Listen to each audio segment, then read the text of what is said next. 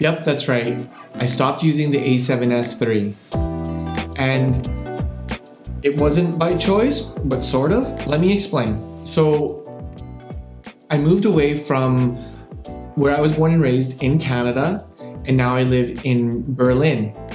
And if you've been following the channel for a little while, you'll know that I have a creative agency that I co-founded back in Canada. I've mentioned this before. And when I left, the A7S III actually belonged to the company, so it ended up staying there. And since I got to Germany after the move, I've been using my A7 III. And as great as this camera still is, I definitely miss so much about the A7S III. Yesterday, I got something very exciting, and I just wanted to share and just have a little conversation about that. So my A7 IV came in that I had mentioned. A couple videos back, I mentioned that I put in the order for it. And like I said, I had planned to repurchase the A7S III when I got here because of a few things.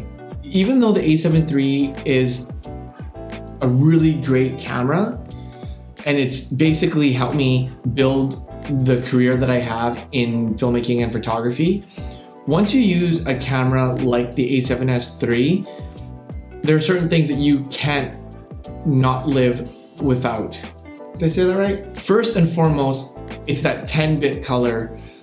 I've definitely noticed that color grading this and working with the colors on this is much more challenging just to get it to look as good as the A7S III's colors.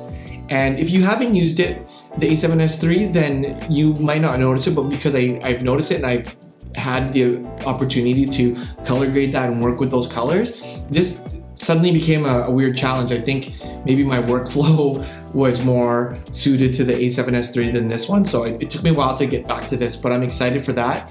And secondly, just the ergonomics. Because I do a lot of these talking heads and I'm filming this on the A7 III right now, I'm actually doing this blind. I'm not 100% sure if I'm in focus or if what the frame looks like.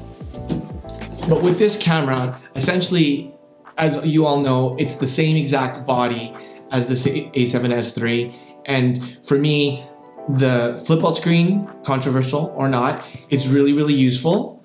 The menu system is, I think, much, much better compared to the A7 III. And when I had originally landed and I wanted to buy the A7 III, I knew that I was giving up a little bit with the megapixel count, but as I had mentioned before, I did a comparison with the A7 III and the A7S III for picture quality. I'll link the video up above. If you're using it for web, it doesn't matter. But this year, I was hoping to do a lot more large format printing. So this camera, to me, is the perfect camera right now for what I do, because it has the 33 megapixels, and because video I consider more of my job, and photography, which I love so much, I still consider more of my passion. So I still want to take lots of photos, especially being in a city like Berlin. There are just so many photo opportunities, and I want to have the ability to do larger prints, not only for my home, but maybe in the future be able to put out some prints.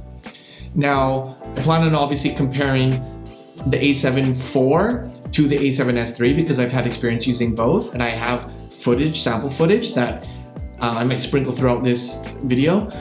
But I also will be doing a comparison of the A7 IV and the A7 III in everyday use, picture quality, video quality, all that good stuff. Lots of videos to come regarding the A7 IV. So if you have any questions that you want to know about that camera versus the A7S III or the A7 IV versus the A7 III, please comment below and let me know so that I can kind of answer some of those questions for you as I start to put this camera through its paces. All right, so that's pretty much it. This video was just me kind of being excited about getting the surprise call from this camera, because when I first put in the order, they said I might not see it till the end of January, early February, early March, but shout out to Calumet in Berlin. They got 2 in, and I was very lucky to get 1, so I feel very blessed for that, and I'm excited to dive into this. We're definitely going to be going out this weekend and putting it through its paces, so we'll be back soon with more videos about camera and just general vlog videos again, as I had mentioned. If this is the first video that you're seeing from this channel in 2022, happy 2022, and we'll see you in the next one. Thanks so much.